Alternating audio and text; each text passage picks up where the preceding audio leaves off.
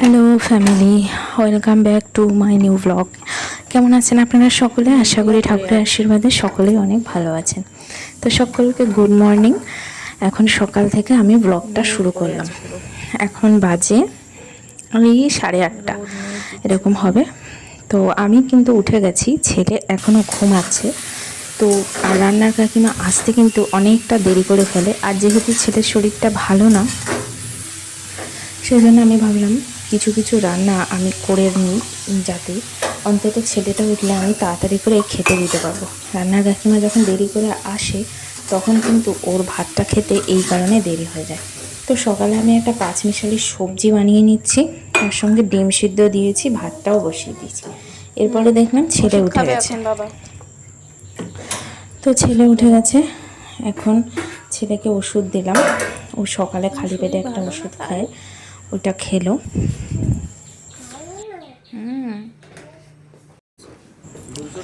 এরপর চলে এসছে মাছ কাকু, আমাদের মাছ দিয়ে গেল। আজকে অনেক রকম মাছ নিয়ে এসছে, প্রায় 6-7 রকম। আর আমরা সেখান দিয়ে 3 রকম মাছ নিয়েই নিলাম।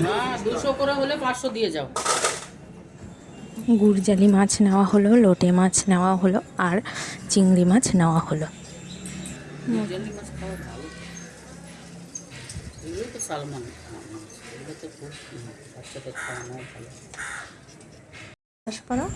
তো এই যে ছেলে কিন্তু সেই জানলার ধারে উঠেই বসে আছে। তো ওকে আমি এখন ব্রাশটা দিলাম, ও ব্রাশ করে নি। খেতে হবে তো, খাওয়া দাওয়া করবে না?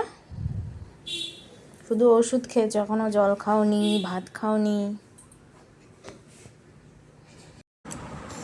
এরপর ব্রাশ করে এসে ও সকালবেলা দেখেছে এই পেস্তা বাদাম, আর এই বাদামটা একটু সল্টি টাইপ, তো খেতে কিন্তু ও ভীষণ ভালোবাসে এটা। তো ও বললো যে খাবে, সেই জন্য আমি ওকে দিলাম। বলে আবার তুই আটকে আছিস, এই তো আমি খুলে দিচ্ছি। তো আজকে সকালের তরকারিগুলো আপনাদের দেখিয়ে দিই। এই যে এখানে আছে পাঁচমিশালি সবজি চিংড়ি মাছ দিয়ে, আর আছে উচ্ছে আলু, এখানে আছে গুড়জালি মাছ, আর ডাল তো থাকবেই। তো এই হয়েছে আজকের দুপুরের রান্না। যেহেতু রান্নার কাকিমা সকালে রান্না করে যায়, তাই সকাল সকাল সব রান্নাই হয়ে গেছে। ছেলেকে খাইয়ে দিলাম, খাইয়ে দিয়ে ছেলেকে একটুখানি দই দিলাম। ও অনেকক্ষণ ধরে দই নিয়ে বায়না করছিল, আমি তো দেবই না, তাও খেতে চাইলো তাই দিলাম। ভালো টেস্টি তো।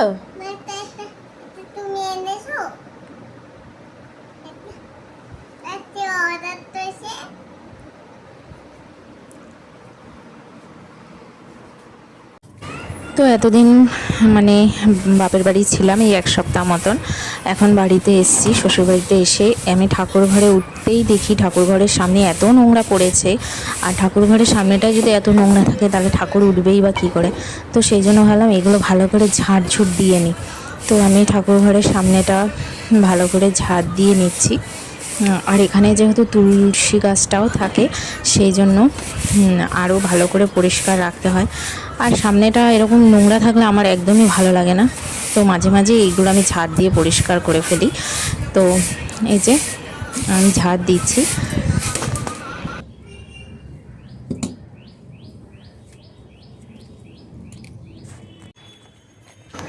তো এই যে আমাদের কিন্তু বাসন মাজা ঠাজা সব হয়ে গেছে। আমার সব আমি তেঁতুল দিয়ে মেজেছি। আর দেখলাম হঠাৎ করে বৃষ্টি নামলো, সেই জন্য একটু বসেও নিলাম।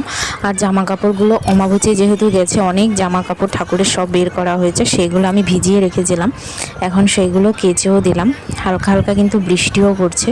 তো এই যে অনেক জামা কাপড় বেরিয়েছে, সব মেলে দিলাম।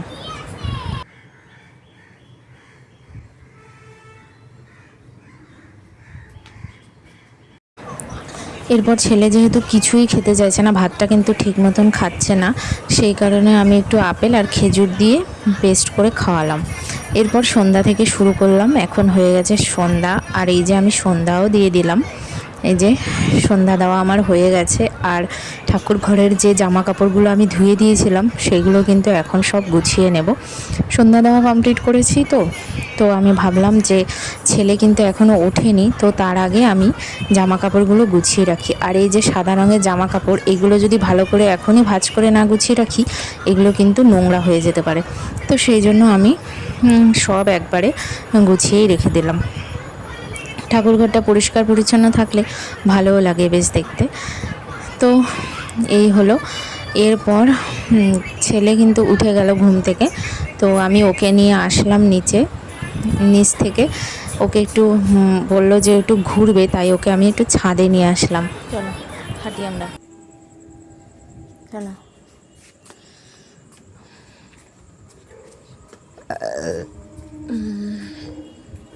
বৃষ্টি হয়েছিল আজকে, জানো?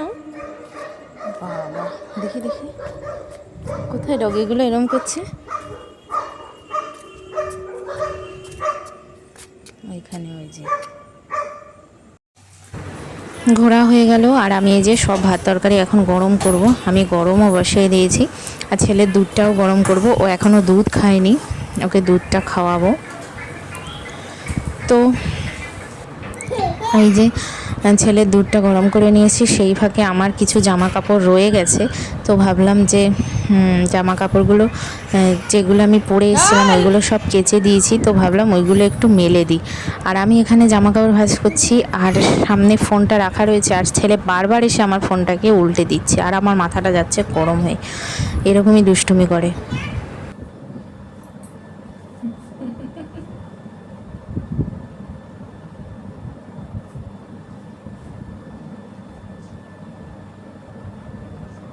Watson ada bun.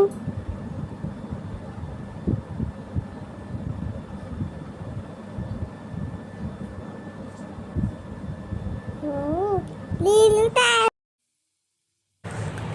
এরপর আজকে রাত্রেবেলা রান্না সেরকমও মাছ ফাছ আছে, কিন্তু ও খেতে চাইছে না। তাই ভাবলাম যে আজকে রাতে ওকে একটু বাটার দিয়ে ডিম আর একটু রসুন দিয়ে ভেজে দিই, যেটা ও খুব পছন্দ করে।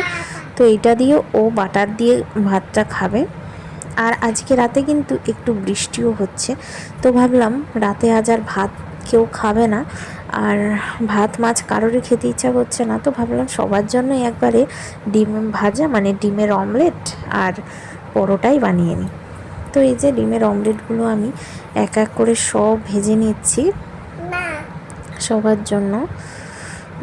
আর ডিমের অমলেট দিয়ে কিন্তু পরোটা বেশ দারুণ লাগছিলো। এই যে আমার ডিমের অমলেটগুলো হয়ে গেছে, আর আমি এই যে পরোটাগুলো ভাজছি, ঘি দিয়েই কিন্তু পরোটাগুলো ভাজলাম, বেশ টেস্টি হয়েছিল। আজকের ভিডিওটা এই পর্যন্তই। আপনাদের কেমন লাগলো কমেন্টস করতে ভুলবেন না। দেখা হবে নেক্সট ব্লগে। এখন টাটা।